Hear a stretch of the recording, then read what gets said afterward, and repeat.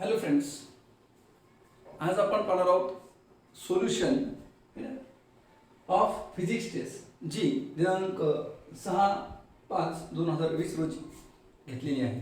ठीक आहे. बऱ्याच विद्यार्थ्यांनी आपापले डाऊट्स मला सेंड केलेले आहेत. त्यामध्ये क्वेश्चन नंबर 9 हा पहिला क्वेश्चन्स विचारण्यात आलेला आहे, तो आपण बघूया. तो आहे रोटेशनल मोशन या चॅप्टरमधला कटिंग ऑफ डिस्क. जर डिस्क मधलं काही मास जर आपण बाजूला काढलं तर मोमेंट ऑफ इनर्शिया काय असेल. समजा आता पहा क्वेश्चन नंबर 9 मध्ये काय विचारलंय बघूया. समजा ही डिस्क आहे. ही डिस्क या ऍक्सिस भोवती फिरत असताना मोमेंट ऑफ इनर्शिया किती असणार आहे. समजा या डिस्कचं मास त्या ठिकाणी दिलंय, mass of disk is 9m दिलंय. तर या ऍक्सिस भोवती फिरणार आहे आणि हिची रेडियस किती दिलेली आहे r. तर या ऍक्सिस भोवती फिरणाऱ्या या डिस्कचं हा ऍक्सिस या डिस्कला परपेंडिक्युलर आहे. मोमेंट ऑफ इनर्शिया किती येणार, तर तो येणार मास म्हणजे 1/2 मास इंटू मास किती आहे 9m इंटू रेडियसचा स्क्वेअर. ओके, असं दिलं. त्यानंतर एक छोटी डिस्क दिली, छोटी डिस्क. या डिस्कची रेडियस किती दिली r/3 एवढी डिस्क. आणि हे डिस्क जर या ऍक्सिस भोवती फिरली तर या ऍक्सिस भोवती मोमेंट ऑफ इनर्शिया किती येणार, तर तो येणार 1/2 मास ऑफ दिस डिस्क म्हणजे m1 म्हणू आपण आणि r/3 चा स्क्वेअर म्हणजे किती येणार I is equal to 1/2 m1 r²/9 असं आहे. ओके, आता हा झाला moment of inertia of this disc about this axis centre of mass मधून पास होणार आहे. प्रश्न काय विचारला आहे, ही छोटीशी जी डिस्क आहे ती कुठून कट केलेली आहे, तर या डिस्क मधून एवढा भाग कट केला. समजा हा एवढा भाग इथून कट केलेला. हा जो मोमेंट ऑफ इनर्शिया आहे हा केव्हाचा आहे, हा भाग इथे असतानाचा आहे. पण आता काय केलाय, तो रिमूव्ह केला. मग उरलेल्या एवढ्या या डिस्कचं मोमेंट ऑफ इनर्शिया काढा. म्हणजे उरलेला हा जो एवढी जी डिस्क आहे तिचं काय विचारलंय आपल्याला, मोमेंट ऑफ इनर्शिया. सोपी आहे. टोटल डिस्क मधून या डिस्कचं मोमेंट ऑफ इनर्शिया रिमूव्ह करा, संपलं. पण जेव्हा ही डिस्क इथं होती तेव्हा ती कोणत्या ऍक्सिस भोवती फिरत होती हो, तेव्हा ती अशी फिरत होती. म्हणजे ती ही डिस्क या ऍक्सिस भोवती फिरत होती. म्हणजे ही डिस्क हे अंतर आपल्याला दिलं ना, हे किती दिलं माहितीये 2r/3. म्हणजे ही डिस्क या ऍक्सिस भोवती फिरत होती ज्याचं अंतर होतं 2r/3. ठीक आहे. मग इथं याच्या भोवतीचा मोमेंट ऑफ इनर्शिया माहिती आहे, सेंटर ऑफ मास भोवतीचा एवढा आहे. ह्याच्या भोवती कसं काढणार, पॅरलल ऍक्सिस थेरमनुसार. याचा जर मोमेंट ऑफ इनर्शिया काढायचं म्हणलं तर तुम्ही कोणत्या ऍक्सिस थेरमनुसार काढा. mi of this remote disc is equal to about the parallel axis this axis किती येणार ICM plus mass of this disc m1 into distance between this two axis. दोन ऍक्सिस मध्ये डिस्टन्स किती आहे 2r/3 चा square. अशा प्रकारे. पण ICM किती आहे 1/2 m1 into r²/9 plus m1 4 2 चा स्क्वेअर 4 3 चा स्क्वेअर 9. याला 2 ने मल्टिप्लाय केलं है ना, 2 × 9 18 m1 इंटू r² प्लस याला जर 2 ने मल्टिप्लाय केलं तर ते होईल 8. याला 2 ने मल्टिप्लाय केलं ते होईल 18 mr². बेस सेम आहे, अंशाची बेरीज mr² अधिक 8mr², 9mr², 9mr² divided by 18 म्हणजेच mr²/2 है ना. हे जे मास आहे ह्याला आपण म्हणू m1 म्हणू. काय म्हणू m1. पण प्रश्न आहे की m1 ची किंमत किती आहे. तुम्हाला सांग ह्याची डेन्सिटी जर काढा म्हणलं मी सिग्मा बरोबर काय येणार हो. ठीक आहे. मास किती येतो 9m upon area. Mass upon area असतं की. सो मास अपॉन एरिया असतं सिग्मा म्हणजेच काय एरियल डेन्सिटी. मास किती आहे 9m, एरिया किती आहे πr². Okay, πr². मग हे जर तुम्ही m बरोबर किती येणार, तर हे मला सिग्मा इंटू πr²/9 याला m. ओके, ह्या डिस्कसाठीचा सिग्मा जर काढा म्हणलं मी तुम्हाला किती येणार, मास या डिस्कचं मास, या डिस्कचं मास m1, ह्या डिस्कचा एरिया पाय, रेडियस πr², रेडियसचा स्क्वेअर म्हणजे r/3 चा स्क्वेअर है ना. म्हणजे m1 पाय आर स्क्वेअर बाय 3 चा स्क्वेअर 9, 9 कुठं जाणार वरती सिग्मा. मग m1 बरोबर काय ना therefore m1 is equal to sigma into pi r square by 9. वास्तविक पाहता m ची किंमत तेवढीच आली आणि m1 ची किंमत तेवढीच आली, म्हणजे this is equal to this, म्हणजे LHS is equal to RHS. Therefore m1 बरोबर m. सरळ सरळ आहे, म्हणजे ह्या m1 च्या जागेवर तुम्ही काय लिहू शकता, m लिहू शकता. हे मोमेंट ऑफ इनर्शिया रिमोट डिस्कचा. So moment of inertia of remaining disc किती येणार, तर ह्या मोमेंट ऑफ इनर्शिया टोटल डिस्कच्या मोमेंट ऑफ इनर्शिया मधून रिमूव्ह केलेल्या डिस्कचा मोमेंट ऑफ इनर्शिया आपल्याला काय करायचं आहे, वजा करायचं आहे, रिमूव्ह करायचा आहे. मग जो येईल तो येईल. So I of remaining disc is, ठीक आहे, किती येणार तो, ठीक आहे, आय रिझल्ट म्हणून आपण. So I minus I remaining, I किती आहे 1/2 9 mr square minus 1/2 mr square. 9/2 म्हणजे 4.5 मायनस अर्धा म्हणजे किती 4.5 पण अर्धा गेला म्हणजे किती बोलला 4, म्हणजे 4 mr square. So which answer is correct, ठीक आहे, इथे लक्ष करायचं. सो कोणचा आन्सर करेक्ट आहे, so option A is correct, ठीक आहे. लिहून घ्या. बघा नेक्स्ट आहे क्वेश्चन नंबर 14, ठीक आहे. 14 क्वेश्चन मध्ये काय विचारलेलं आहे बघा. समजा आपण बऱ्याचदा हे बघितलेलं असेल की ही एक विहीर आहे.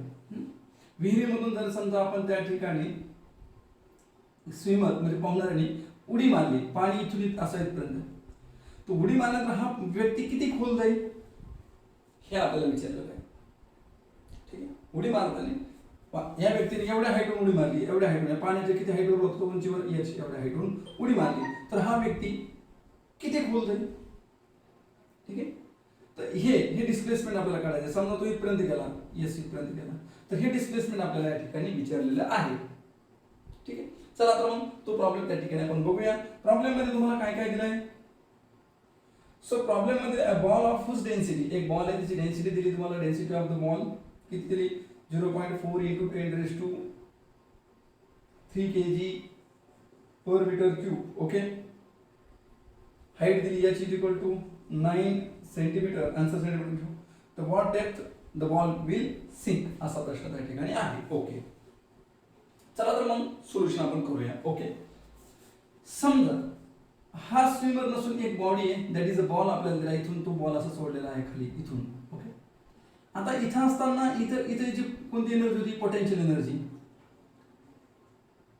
जेव्हा बॉल खाली सोडला तेव्हा त्या एनर्जी रूपांतर कशात झालं, कायनेटिक मध्ये. म्हणजे potential energy is equal to काय येणार मग, कायनेटिक एनर्जी. आपण असंही घेऊ शकतो, नो मॅटर, ठीक. मग इथं किती आहे mgh, किती हाईट होतो तो याच्या एवढ्या height is equal kinetic energy 1/2, ठीक आहे, mv स्क्वेअर. मास तर काय कॅन्सल है ना. म्हणजे इथं पडत असताना त्याची वेलोसिटी किती असेल, कितीच्या वेलोसिटी इथं आल्यानंतर v ही वेलोसिटी झाली असा याचा अर्थ होतो. म्हणजे इथं 0 वेलोसिटी होती आणि इथं आल्यावर किती वेलोसिटी झाली, समजा v एवढी वेलोसिटी झाली. किंवा तुम्ही असंही करू शकता, इथं final velocity v is equal to किंवा v square is equal to u square plus 2a yes, असं आपण करू शकतो. हां, सो v ची किंमत किती येणार, v is equal to under root मध्ये येणार 2gh. याची किंमत आहे 9 into 2 दॅट इज 18, म्हणजे वर्गमुळामध्ये 18g उत्तर सेंटीमीटर मध्ये ठेवू, सेंटीमीटर पर सेकंद. तुम्ही दुसऱ्या पद्धतीने काढू शकता. कसं काढू शकता, इनिशियल वेलोसिटी किती होती 0, इथं आल्यावर किती झाली v, किती अंतर कापलं h, किती ऍक्सेलरेशन कापलं g. So v square is equal to u square plus 2a s. v ची किंमत काढायची आहे. u ची किंमत सुरुवातीला 0 आहे, 2 a ची किंमत g आहे आणि s किती आहे h एवढं, किती येते 9 आहे. 9 into 2 18, हाईट किती आहे एवढी. इथं असताना म्हणजे पाण्यात पडत असताना कितीच्या स्पीडने तो खाली पडतोय, पाण्यात पडत असताना कितीच्या स्पीडने पडतोय तर ते काढायचं आपल्याला. मग h 9 into 2 18g v square आहे. मग v बरोबर किती येणार अंडर रूट मध्ये 80g. ठीक आहे, दोन्ही पद्धतीने आपण त्या ठिकाणी कॅल्क्युलेशन करू शकतो. पण जेव्हा ही व्यक्ती पाण्यात एंट्री केली तसं ह्या लिक्विडनं याच्यावर एक फोर्स लावला, तो म्हणजे कोणता, तर अपथ्रस्ट लावला. कोणता लावला, अपथ्रस्ट. असं अपोजिट फोर्स लावला पाण्याने. पाण्याने त्या बॉलवर असा अपोजिट फोर्स लावल्यामुळं त्या ठिकाणी त्याची स्पीड कमी कमी होत गेली आणि एका ठिकाणी त्याची स्पीड काय झाली, इथं 0 झाली. म्हणजे किती खाली आला तो, एस एवढ्या डिस्टन्सवर आला. अपथ्रस्ट तयार, अपोजिट फोर्स म्हणजे काय तयार झालं, negative acceleration, that is retardation तयार झालं. ते रिटार्डेशन आपल्याला त्या ठिकाणी काढायचंय. मग हा अपथ्रस्ट किती असेल, हा अपथ्रस्ट किती असेल, ठीक आहे. तर ते अपथ्रस्ट आपण त्या ठिकाणी काढू शकतो. अपथ्रस्ट म्हणजे काय असतो, तर मास इंटू ऍक्सलरेशन, मास into acceleration into upthrust. Okay. तर मग आता मला सांगा, याचा मास तर ट्रू मास असणार आहे. मास कोणता असणार आहे, जे आहे ते, that is true mass into acceleration. Upthrust म्हणजे काय, अपॅरंट वेट. अपथ्रस्ट म्हणजे काय, अपॅरंट वेट. तर मग हे अपॅरंट वेट म्हणजे काय आहे, तर true weight,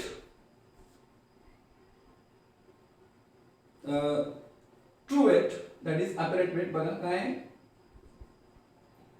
true weight minus the force exerted by liquid किंवा weight of displaced liquid, weight of displaced liquid या प्रकारे. सो ऍक्सलरेशन बरोबर काय, मग true weight minus weight of displaced liquid upon true mass आपण असं सांगू शकतो.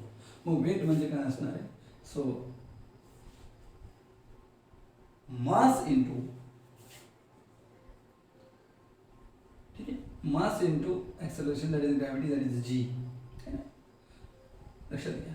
तर हे अपॅरंट मास आपण म्हणू शकतो, मायनस हे त्या ठिकाणी हे ट्रू मास म्हणू शकतो. हे द डिस्प्लेस्ड लिक्विडचं मास इंटू जी अपॉन मास कोणाचं, ठीक आहे, तर ट्रू मास या प्रकारे. So this is acceleration. हे ऍक्सलरेशन आपल्याला काढायचं आहे. हे ऍक्सलरेशन कोणी तयार केलं, अपथ्रस्टनं तयार केलं. लक्षात घ्या, कोणी तयार केलं, अपथ्रस्टनं तयार केलं. मग आता मास म्हणजे काय बरं, तर डेन्सिटी इंटू व्हॉल्यूम. मग मला सांगा, ज्यावेळेस या व्हॉल्यूमचं या ठिकाणी बॉडी याच्यात पडते, तर किती प्रमाणात व्हॉल्यूम ते डिस्प्लेस करेल, व्ही.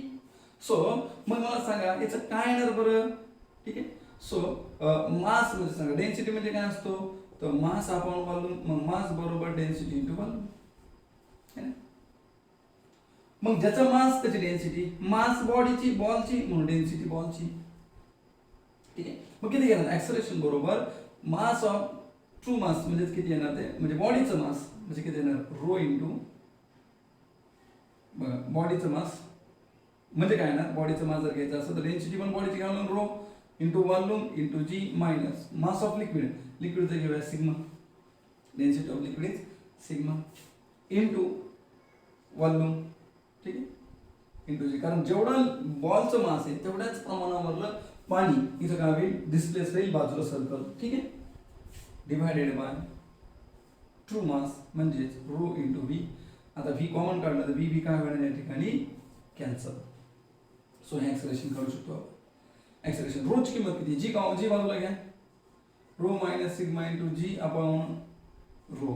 रोची किंमत किती आहे, rho means the density of the body that is 0.4 into 10⁻³ and density of liquid किती आहे, 1 into 10⁻³ into g.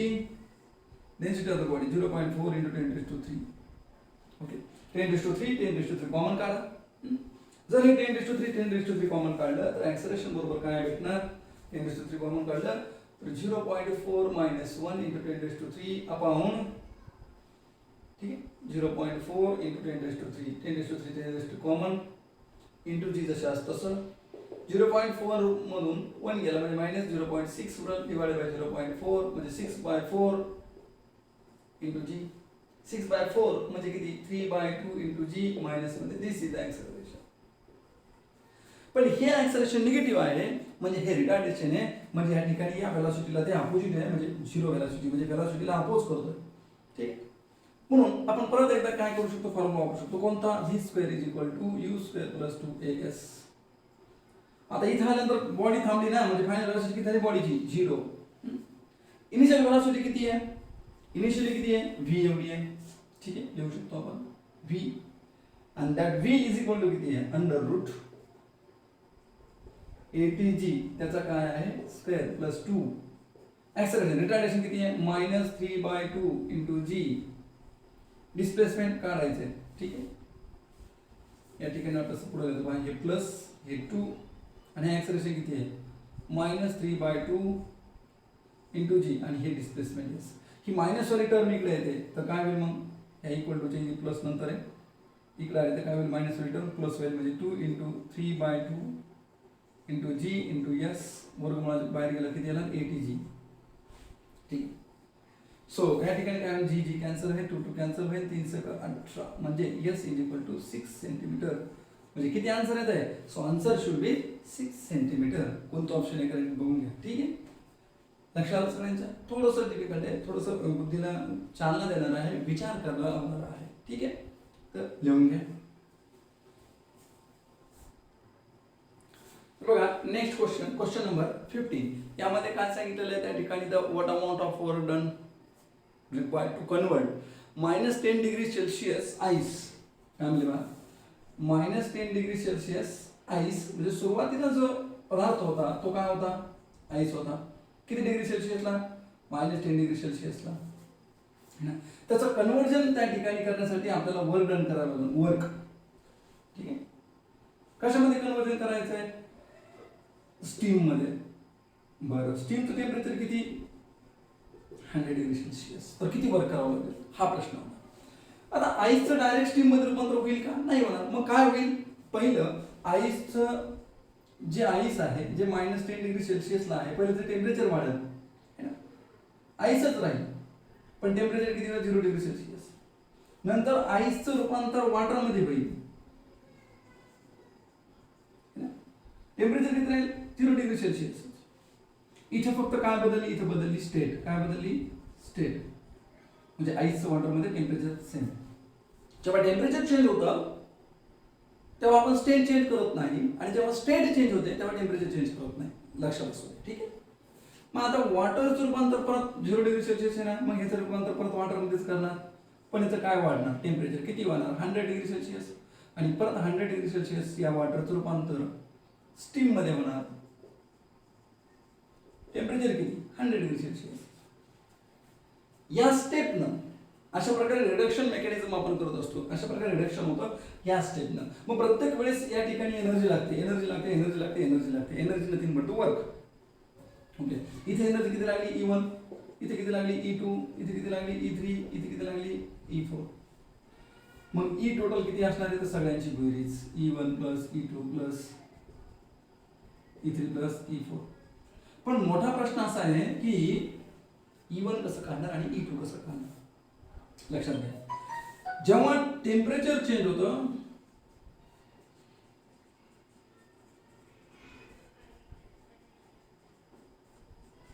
तेव्हा स्पेसिफिक हीटची कन्सेप्ट वापरायची. कोणती, स्पेसिफिक हीट. आणि जेव्हा स्टेट चेंज होते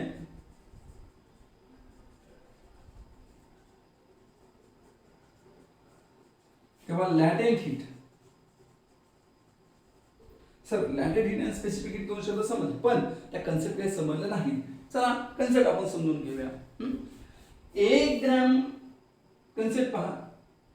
स्पेसिफिक हीट कशाला म्हणायचं, मी इथं शॉर्ट मध्ये सांगतो. स्पेसिफिक हीट 1 ग्रॅम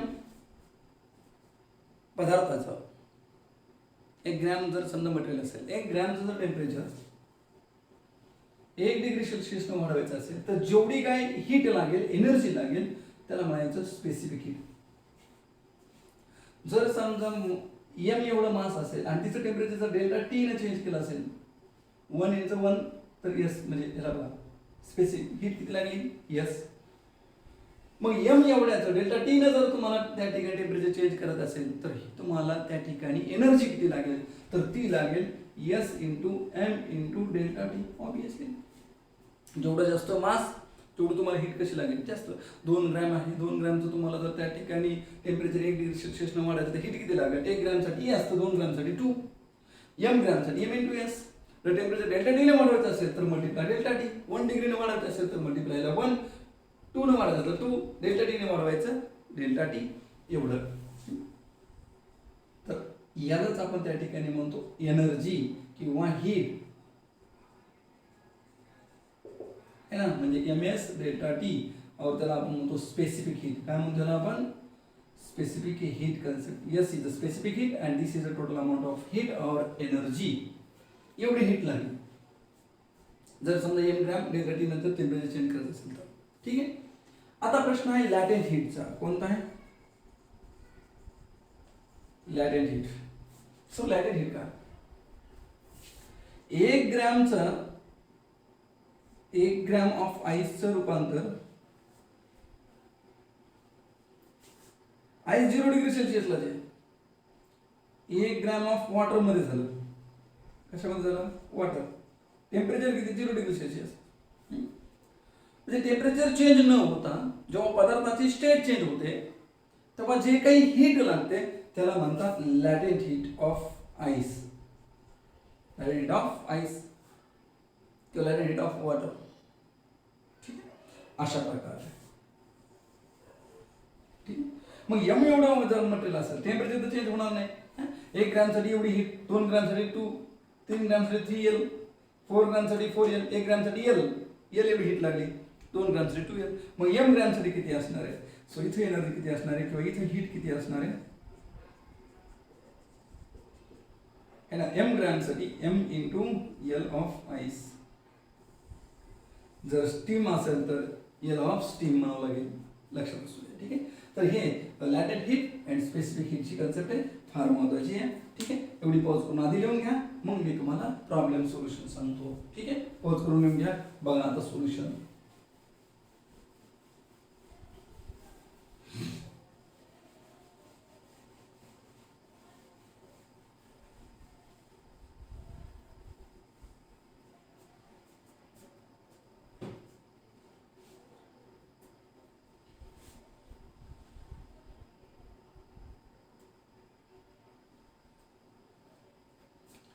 तर बघा आता स्पेसिफिक हीट ऑफ आईस किती आहे. ठीक आहे. पहिलं इथली एनर्जी काढूया E1. E1 बरोबर किती येणार? MS delta T. Delta T म्हणजे चेंज इन टेम्परेचर है ना. मास किती आहे? 1 ग्रॅम म्हणजे 1 आहे. Okay. Specific heat of ice किती माहिती आहे? 0.5 देण्यात असू द्या. ठीक आहे. इंटू 1 ग्रॅमसाठी. ठीक आहे. 1 ग्रॅमसाठी 0.5. चेंज टेम्परेचर किती आहे? 10 -10 म्हणून 0 झालं म्हणजे कितीने बदललं? 10 आणि 0 मध्ये बदल किती आहे? 10. सो इंटू 10 म्हणजे असं लिहू शकतो आपण, final minus initial minus minus plus 10. 10 into 0.5 म्हणजे किती येणार? 50. सॉरी 5. 10 into that is 5. लक्षात घ्या. So this is a E1. कोणाची किंमत आली? E1 ची किती आली? 5. Okay. The next one E2. ठीक आहे. तर लॅटेंट हीट ऑफ आईस किती आहे? 80 किलो कॅलरी. ठीक आहे. 80 कॅलरी म्हणून आपण. सो मग E2 बरोबर किती येणार आहे? So MS latent heat of ice. मग M मास किती आहे? 1 ग्रॅम इंटू आईस किती आहे? 80. सो 80 E2 आलं. ठीक आहे. कॅलरी मध्ये येणार आहे. हे कशामध्ये उत्तर येणार आहे? कॅलरी मध्ये. ओके. अगेन वॉटरचं परत रूपांतर वॉटरमध्ये, फक्त टेम्परेचर वाढलं. 0 डिग्री सेल्सिअस किती झालं? 100 डिग्री सेल्सिअस. ठीक आहे. तर मग तुम्हाला कोण काढायचं म्हणायचं? E3. ठीक आहे.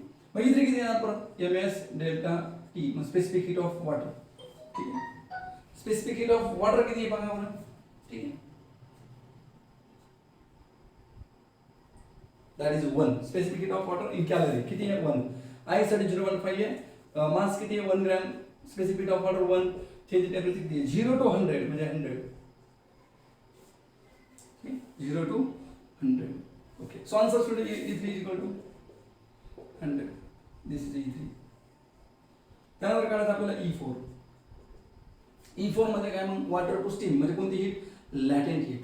ठीक, कोणती heat, latent heat. So latent heat of water किती आहे, so latent heat of water दिला असेल किंवा नसेल दिलं तरी तुम्हाला कन्वर्जन करायचं आहे. लॅटेंट हीट ऑफ वॉटर आहे 540. लॅटेंट हीट ऑफ वॉटर म्हणजे ms into L of water, आणि ते किती आहे माहिती आहे, 1 इंटू 540 कॅलरी. ठीक आहे, दिस इज E4. सगळ्यांची बेरीज करा, E1 E2 E3 या सगळ्यांची त्या ठिकाणी किमती ठेवा, आपल्याला कॅल्क्युलेशन मिळेल. E टोटल बरोबर 5 प्लस 80 प्लस 100 प्लस 540. ठीक आहे, आणि मग आपलं त्या ठिकाणी जे कॅल्क्युलेशन येतं कॅल्क्युलेशन करून बघा काय आन्सर येतं बघा.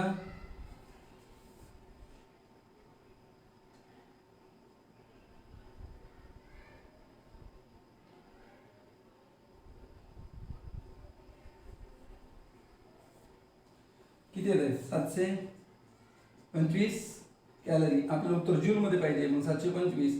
एक कॅलरी म्हणजे 4.2 जूल. लक्षात ठेवा, हे तुम्हाला माहिती असणं आवश्यक आहे. एक कॅलरी म्हणजे किती, 4.2 जूल.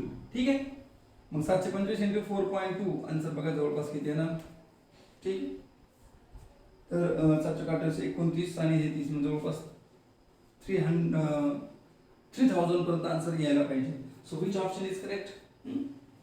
तर बघा नियर अबाउट आन्सर तुम्ही करेक्ट करून घ्या. दिस इज इन द जूल. ठीक आहे, आन्सर कॅल्क्युलेट फायनल तुम्ही बघा कोणतं ऑप्शन करेक्ट होती, लिहून घ्या. तर बघा यानंतर क्वेश्चन नंबर 18 विचारण्यात आलेला आहे. कोणता, 18. काय क्वेश्चन आहे बघूया. If the metallic sphere gets cooled from 62 degree Celsius to 50 degree, म्हणजे 62 डिग्री सेल्सिअस वरून किती वर नेला, 50 डिग्री सेल्सिअस पर्यंत किती मिनिटात टाइम लागलाय, 10 मिनिट. ओके, त्यानंतर नेक्स्ट केस मध्ये काय केलंय, हाच नेक्स्ट 10 मिनिट मध्ये 50 वरून 45 केलं, 50 वरून 42 डिग्री सेल्सिअस नेक्स्ट 10 मिनिट मध्ये.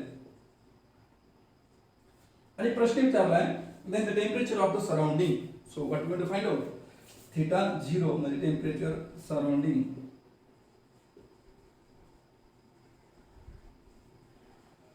टेम्परेचर ऑफ सराउंडिंग असं आपल्याला विचारण्यात आलेलं आहे, आणि हे आपल्याला कॅल्क्युलेशन करायचं आहे. ठीक आहे, सरळ सरळ कोणता लॉ माहिती आहे का, Newton law of cooling. Rate of change of loss of heat और temperature, fall of temperature, rate of loss of fall of temperature म्हणजे change in temperature with respect to time, small T time, is directly proportional to the temperature difference. This is temperature of body, पण बॉडीचे temperature नेमकं घ्यायचं किती, 62 घ्यायचं की 50. मग हे जे टेम्परेचर घ्यायचं हे घ्यायचं अवरेज टेम्परेचर. कोणतं घ्यायचं, अवरेज टेम्परेचर. हे ध्यानात असू द्या. हे टेम्परेचर कोणतं आहे, सराउंडिंग टेम्परेचर.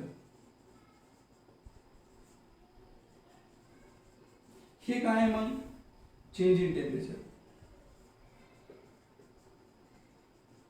आणि हा काय आहे तर टाइम है ना. मग मला सांगा delta T change in temperature upon dt. Change in temperature किती येणार, 62 वरून 50 झाला म्हणजे बदल किती झाला हो, 62 50, 62 वरून 50 गेले म्हणजे किती उरले 12, किती मिनिटात 10, डायरेक्ट प्रोपोर्शनल टू. मला सांगा यांचा ॲव्हरेज टेम्परेचर काढायचा, यांचा ॲव्हरेज जर काढलं तर 62 अधिक 50 भागिले 2 किती येते पहा त्या ठिकाणी. हा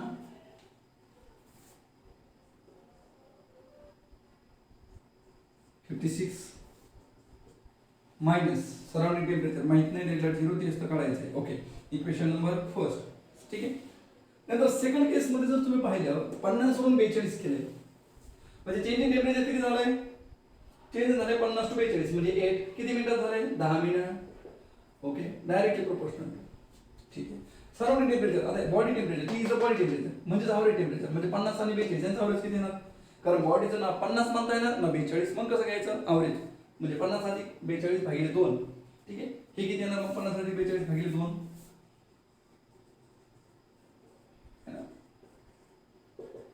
किती होऊ शकतो त्या ठिकाणी, 46. ठीक आहे, 46 माइनस, ठीक है, 46 minus surrounding temperature 0. Okay, equation number second. या दोघांचं त्या ठिकाणी आपण कंपॅरिझन करूया. म्हणजे 12 डिवायडेड बाय 10 भागिले 8 divided by 10 is equal to 56 minus theta 0 upon 46 minus theta 0. सरळ सरळ 10 कॅन्सल होईल. ठीक आहे, 12 भागिले 8 56 माइनस थीटा 0 46 माइनस थीटा 0. ठीक आहे, हे किती येणार मग? बेचो का बेसक 12 बेत्रिक 4 बेत्रिक 6 म्हणजे 3/2. हे 3 into 46 माइनस थीटा 0 बरोबर आहे 2 into 56 माइनस थीटा 0. कॅल्क्युलेशन करून घ्या. 3 से 8 से 8 4 1 3 12 आणि 1 13 थीटा 0. ठीक आहे, बेसक 12 से 2 4 1 2 5 10 आणि 1 112 माइनस थीटा 2 थीटा 0. लक्षात घ्या. 112 इकडे घ्या, 138 मधून 112 गेले है ना, 3 थीटा 0 मधून 2 थीटा 0 गेले, किती उरले? 1 थीटा 0. 138 मधून 112 किती येणार? हे येणार 6 2 म्हणजे 26 डिग्री सेल्सिअस. ठीक आहे, तर अशा प्रकारे तुम्हाला सोल्युशन करता आलं पाहिजे. पॉज करून एवढं लिहून घ्या. त्यानंतर क्वेश्चन नंबर 19 कोणता आहे पहा. क्वेश्चन नंबर 19 काय? क्वेश्चन 19 मध्ये a particle execute a harmonic motion with angular velocity and maximum acceleration of म्हणजे a max दिलाय. ठीक आहे, a max किती दिलाय? 3.5 rad per second. सॉरी, हे दिले ओमेगा अँगुलर वेलोसिटी आणि a max किती दिले मग आपल्याला? a max दिलं त्या ठिकाणी 7.5 मीटर पर सेकंड स्क्वेअर. ठीक आहे, आता मॅक्झिमम ऍक्सेलरेशन जर आपण पाहिलं तर ते किती आहे माहिती आहे? Omega square into a. आणि आपल्याला विचारलं काय माहिती का या प्रॉब्लेम मध्ये? तर सरळ सरळ त्या ठिकाणी आपल्याला विचारलेले amplitude of oscillation. So what point find out a. So am upon omega square. am ची किंमत किती आहे? 7.5. ठीक आहे, दिस डिवाइडेड बाय बघा ओमेगाची किंमत किती आहे? 3.5 स्क्वेअर. कॅल्क्युलेट करून घे, आन्सर येईल. ठीक आहे, किती आन्सर येते बघा. पॉज करून एवढं लिहून घ्या. ठीक आहे, केलं कॅल्क्युलेशन 0.61 समथिंग असं काहीतरी आन्सर तुमचं यायला पाहिजे. ठीक आहे, तर आता पुढील काही क्वेश्चन्स विचारण्यात आलेले आहेत. अजून विद्यार्थी विचारतच आहेत. ठीक आहे, पर्सनल नंबरवर पण काही जणांनी क्युरीज क्वेश्चन्स पाठवलेले आहेत. त्याचे सोल्युशन्स आपण बघणार आहोत. ते नेक्स्ट व्हिडिओमध्ये बघूया. ठीक आहे, थँक्यू.